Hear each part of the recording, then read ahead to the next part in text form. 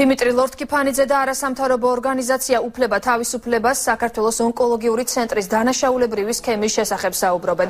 ლორთქიფანიძის განცხადებით კომპანია პეგასუს ფარმაცევტ გრუპი არ ასრულებს მყიდველის ვალდებულებას და არ ღვევს როგორც ექიმების, ასევე პაციენტის უფლებებს.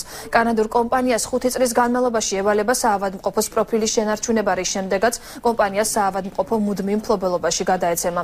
ონკოლოგიური კლინიკის გასხვისების საქმე უკვე შეტანილია პროკურატურაში და დიმიტრი ლორთქიფანიძე იმედოვნებს, რომ პროკურატურა ყურადღებით შეისწავლის ცენტრის საქმის და შესაბამის ზომებსაც მიიღებს.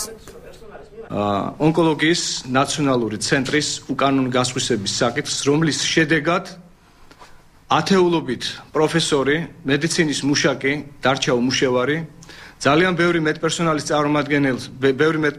წარმომადგენლის მიმართ შეიზღუდა ასანაზღაურებელი ხელფასები. თავად ის ფაქტი, რომ ამხელა ქონება ჩვენი ქვეყნის ნაციონალური სამედიცინო ღირსება შემიძლია ასე თქვა, იმიტომ რომ ონკოლოგიური სკოლა, თქვენ იცით, რომ საქართველოს ონკოლოგიური სკოლა მსოფლიოს მასშტაბით ცნობილი სკოლა იყო, გასხვისებული იქნა $3 მილიონ, გარკვეული უკაცრავად $3 მილიონ.